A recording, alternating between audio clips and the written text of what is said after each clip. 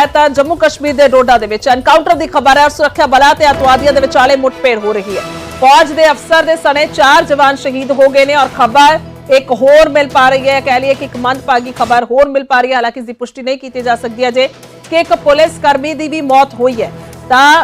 वड्डी खबर है, सुरक्षा बलों ने इलाके की घेराबंदी की हुई है। 34 दिनों के डोडा दे विच 5वां एनकाउंटर होया है। इस तो पहला एनकाउंटर होए 9 जुलाई को एनकाउंटर होया सी, 26 जून को हमला होया सी, 12 जून को 2 हमले होए सन इस खेतर दे विच। सारे हमले तो बाद मुठभेड़ हुई सी और हुण हालात जिहड़े ने काफी चिंताजनक बने हुए ने। डोडा जिले दे विच डेसा जंगल दे धारी गोटे उरार बागी दे विच अतवादियां दी फायरिंग दे विच सेना दे कैप्टन दे समेत 4 जवानां दे शहीद होने की खबर है। खबर यह भी मिल पा रही है कि पुलिसकर्मी भी शहीद होया, हालांकि इसनूं लैके अजे पुष्टि नहीं की जा सकती, जरूर थोड़ी देर दे विच अपडेट देवांगे। और राष्ट्रीय राइफल्स और जम्मू कश्मीर पुलिस इत्थे सोमवार तो ही दस दिए कि सर्च ऑपरेशन चला रही थी। सर्चिंग के दौरान अतवादी फायरिंग करते हुए भज्जे, जवानां ने उन्होंने पिछा किया तो घना जंगल होने की वजह से अतवादी सुरक्षा बलों को चकमा देके फरार हो गए। और सोमवार रात 9 बजे की घटना, यानी कि रात की 9 बजे के नेड़े फिर गोलीबारी हुई है, जिस विच पंजाब देश के 5 जवान गंभीर रूप से जख्मी हो गए और उन्होंने पर इलाज के दौरान बाद दे विच दम तोड़ दिता है। तस्वीर वेले अपडेट सामने आती है कि उन्होंने शहादत हो गई है। तो कुल मिला के हमले की जिम्मेवारी जी है, यह भी जानकारी मिल रही है सोर्सिस के हवाले तो कि अतवादी संगठन है कश्मीर टाइगर्स, उसके वालों ली गई है। तो आतिफ लोन ने मेरे सहयोगी फोनलाइन पे। आतिफ, क्या कुछ जानकारी, एक तो सबसे पहले ये कंफर्म करना चाहेंगे क्या पुलिसकर्मी की भी मौत हुई है, क्योंकि ये भी जानकारी मिल पा रही है, और इसके अलावा जिम्मेदारी भी किसी की ओर से इस हमले की ली गई है। अपडेट मुठभेड़ को लेकर क्या है?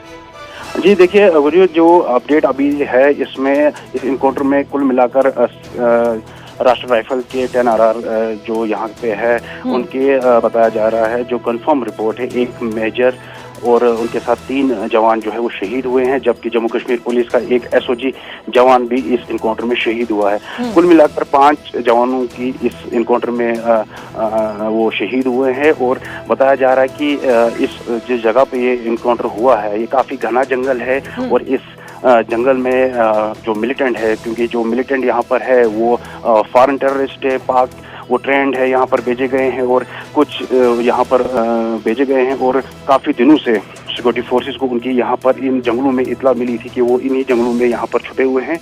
और कल जब इंफॉर्मेशन मिली सिक्योरिटी फोर्सेस को और security forces Jammu Kashmir police SOG जवान जंगल की ओर जब बढ़े तो सामने मिलिटेंटों का एक एम्बुश लगा हुआ था और उस एम्बुश में आर्मी का काफ़ी जो सेना का काफ़ी नुकसान हुआ है, जिसमें एक आर्मी ऑफिसर, 3 जवान और जबकि जम्मू कश्मीर पुलिस का एक SOG जवान जो है शहीद हुआ है। हालांकि इस एरिया को पूरी तरह से कॉर्डन में लिया गया है और जो आतंकी वहां से भागने में कामयाब हुए उन आतंकियों के पीछे चॉपर के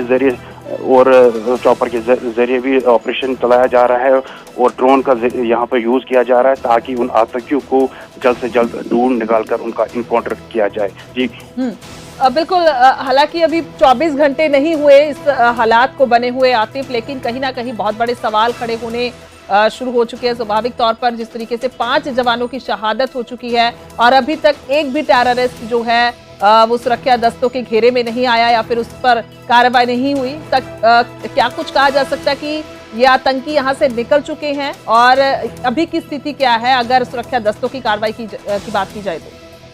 जी देखिए, ये जो आतंकी है इससे पहले भी अगर हम देखें कुछ दिन पहले यानी 9 जुलाई इसी महीने की अगर हम बात करेंगे, ये आतंकी इसी जंगलों में एक बार इनका कांटेक्ट हुआ था सिक्योरिटी फोर्सेस के बीच में, लेकिन रात के समय ये आतंकी जो है, जो आतंकियों का 2 से 3 ग्रुप का बताया जा रहा है और फॉरेन टेररिस्ट ये है।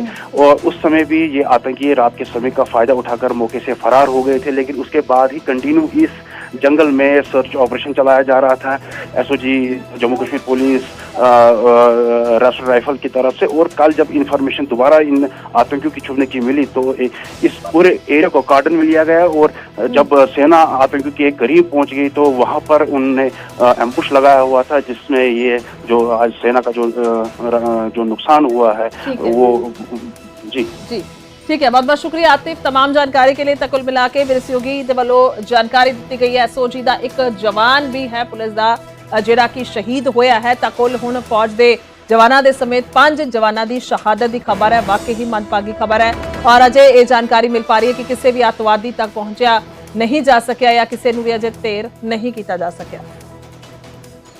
डोडा के लाल द्रमण इलाके में कल शाम सुरक्षा बलों और आतंकियों के बीच मुठभेड़ होती है। घात लगाकर आतंकी जो है वो जंगलों में बैठे हुए थे। आपको बता दें कि कठुआ और डोडा में लगातार एक के बाद एक हमले के बाद आतंकी जो हैं अपनी जगह बदल रहे हैं और बार बार अपनी प्रेजेंस भी दिखा रहे हैं।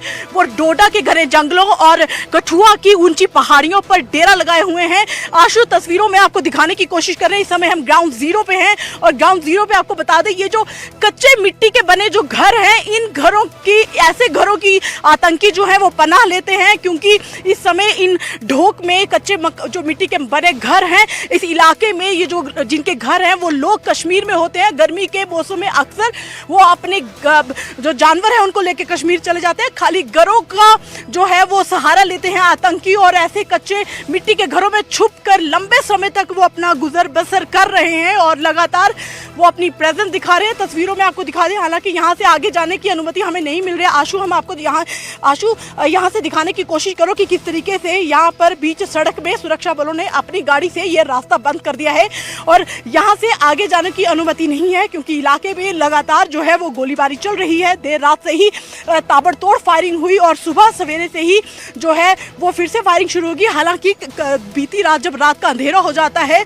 तो एनकाउंटर करना बेहद मुश्किल हो जाता है, लेकिन फिर भी भारतीय सेना के जवानों और पुलिस के जो सुरक्षा कर्मी हैं उन्होंने इलाके को चारों तरफ से कॉर्डन किया था। तस्वीरों में आप देखिए किस तरीके से ये घने जंगल है और ये टॉप पे, बिल्कुल हम टॉप पे हैं और ये इतनी ऊंची पहाड़ी है कि यही पहाड़ियां उधमपुर और यही पहाड़ियां कठुआ के साथ मिलती हैं। इनका टॉप एक ही है और लगातार आतंकी जो है वो अलग अलग ग्रुपों में हैं और अलग अलग ग्रुप्स में रह के वो आपस में संपर्क में भी है। ये भी कहा जा रहा है कि आतंकियों के साथ दो गाइड हैं जो उनकी मदद कर रहे हैं। तो आपको बता दें कल शाम 7:45 बजे के करीब जो है आतंकियों ने फायरिंग की और 9 बजे के करीब जो है दोनों तरफ से फायरिंग जो लगातार चली, क्योंकि पहले फायरिंग हुई और आपको बता दें कि जब इस तरह से हमला आतंकी करते हैं तो बेहद मुश्किल हो जाता है जवाबी कार्रवाई करना, क्योंकि हथियारों का जखीरा उनके पास होता है। तो ऐसी स्थिति में वो ग्रेनेड से भी हमला जो है वो करने की कोशिश जो है वो करते हैं। ज्यादा से ज्यादा नुकसान कैसे हो इसकी वो कोशिश करते हैं। हालांकि सर्च ऑपरेशन जारी है, सेना अपनी तरफ से पूरा प्रयास करती है। पूरे सुरक्षा बल की जो भी यूनिफाइड कमांड का हिस्सा है उनकी तरफ से प्रयास रहते हैं, लेकिन मुझे लगता है कि जल्द इन लोगों को मार गिराया जाएगा और ये पाकिस्तान की तरफ से कायरतापूर्ण चीज़ें बार बार हो रही हैं। एक नई रणनीति बनाने की ज़रूरत है सुरक्षा बलों को भी, और ख़ास करके मैं ये कहूँगा डोडा डिस्ट्रिक्ट में बीडीजी को और मजबूत करने की ज़रूरत है। पहले भी जो मिलिटेंसी कर्व हुई थी उनको रोका गया था। बीडीसी इसका बहुत एक बड़ा रोल था। अभी देखिए यहाँ पर हमें नोट ये करना चाहिए कि जम्मू कश्मीर में जब भी आतंकवादी हमले होते थे अब तक वो कश्मीर वैली में होता था, लेकिन अभी जम्मू एपिसेंटर बन गया है और उसका कारण ऐसा है कि जम्मू के लोगों ने बहुत अच्छा रिस्पांस दिखाया था लोकसभा के इलेक्शंस में। अभी असेंबली के इलेक्शंस आने वाले हैं तो लोग खुलकर बाहर आ रहे हैं, वोट कर रहे हैं सरकार के लिए और एक सरकार वहाँ पर गठन होगी, सरकार का गठन होगा। ये देखकर पाकिस्तान को कुछ खाना नहीं पच रहा है और पाकिस्तान ये हर हमेशा से चाहता आ रहा है कि जम्मू कश्मीर ये कभी भी स्टेबल ना रहे। भारत को हमेशा परेशान करने की पाकिस्तान की ये जो ज़रूरत रही है उसे हमेशा भारत ने नाकाम कर दिया है। जैश-ए-मोहम्मद नाम का ये आतंकवादी संगठन है जिसका ये एक कश्मीर टाइगर्स का एक कोई फैक्शन है, वो ये रिस्पॉन्सिबिलिटी क्लेम कर रहा है। लेकिन कुछ भी हो, आतंकवादी तो पाकिस्तान से ही